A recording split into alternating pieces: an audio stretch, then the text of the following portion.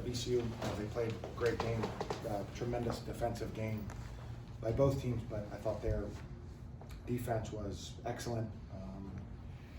And then I don't believe that, I'm not sure about this, I don't think they had a 3 at halftime, but they made 5. They all felt pretty big, certainly last 3 or 4, where shooters were able to get open. I think maybe 1 or 2 came on offensive rebound.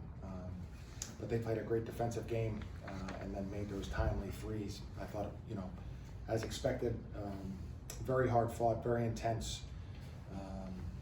A lot of good players on the floor, great game, and credit to them. We're looking forward to, we don't play until Saturday, so we're looking forward to our game on Saturday.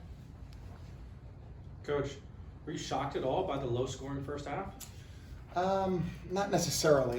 Sometimes I think rivalry games can be, explosive offensively or incredible defensively. The range is pretty great, and so I wasn't necessarily. I thought we had some of our best opportunities early where we didn't take advantage or didn't score.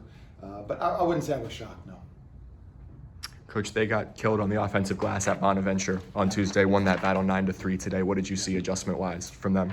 Yeah, well, we're not the offensive rebounding team St. Bonaventure is, and I thought they took care. I mean, they were fundamentally great. They really played a terrific game. They had low turnovers. Their defense was really, really good. They were active and aggressive, and I'd say that probably is, feeds to then you finish the possession with a clean defensive rebound. So they handled that part great. Coach, what did they do? I mean, Jordan, the prolific scorer. What do you think they did to really bottle him up? Yeah, well, Zeb Jackson played him for a good amount of the game. Obviously, he's very long, fast, and athletic, a good defender. And they just paid such close attention to him. Like I said, I think he had a 3 in front of the bench early in the game, and then an open 3 on the other side of the court early in the game that he didn't make. And then everybody's going to make it hard for him. I think that Zeb Jackson being such a good defender, and being so well coached, they were able to limit his opportunities. Coach, in the second half, Max Scholga had a personal 8-0 run. Did you feel like that kind of turned the momentum? Yeah, that was big for sure. Was it include the 3 that was fouled on also? 9-0 run. I think so. It was 9-0 run. 9-0. Thank you.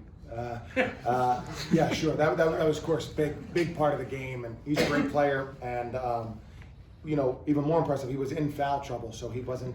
He had been in and out of the game, so it's not often you can just find your groove like that when you're being in and out of the game with foul trouble. So, great player.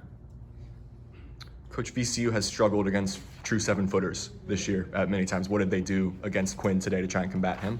Yeah, Lawal he keeps the ball to the post pretty well. I thought he did a good job of that. They did a very good job, and they paid attention to Neal and made it hard for us to throw it in. When he would roll on ball screens, they would really rotate hard to try to keep the ball out of his hands. And then, from our perspective, we're on Neal to be more aggressive. I think first play of the game, we had a post move, and I thought he had gotten to the spot that he was comfortable with, and he threw the ball out to someone who wasn't necessarily open. So they did a great job, but from our perspective, we were always pushing for Neal to try to be more aggressive. What were your emotions throughout the week, kind of prepping for facing your former player, Jason Nelson? I wouldn't say that had any crossed my mind other than the scouting report. As I said, Jason was a tremendous teammate for Richmond when he was here. He was a really very good, conscientious student. He was a good player. He's a great kid from a great family. And so, we really loved and appreciated having him. But when it was in the transfer portal, a couple things. We had a lot of scholarships to get out there, and I was recovering from heart surgery, so I didn't necessarily think of it all that much, to be honest.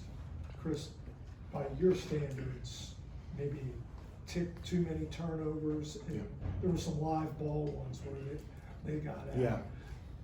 Was that out of character for you guys? bit. You think what they were doing? Well, a little bit. I don't think they haven't generated a lot of turnovers, Right. so I think it was a little bit from us. I think now they were very aggressive, very smart. I mean, with Quinn, not letting the ball go back to him easily. That was the first one in the second half. And we had a few too many, and if you throw the ball to bounds or get a shot clock violation, that's really fine. When you have a live ball turnover, and the speed that VCU has, I mean, their speed and athleticism, they can really convert quickly. So that did hurt us for sure. Coach, you guys started the season, picked 11th in the A10. This week you find yourself top in the A10. This is an experienced group, but how do you keep them? How do you, you start, now they're the hunted and they started out with the chip on. How do you kind of handle that?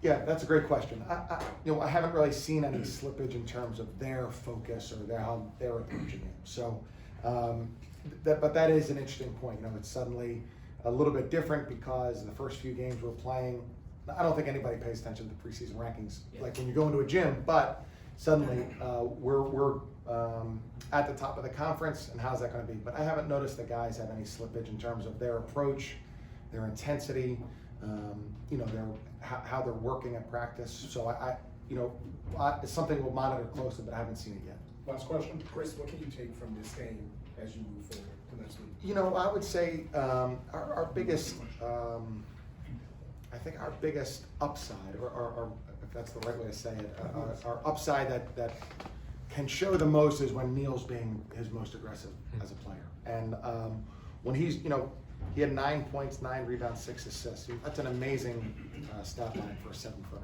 Amazing. And the finish he had in the first half, where he pivoted, stopped, and shoots a lefty layup. There are very few guys who can do that.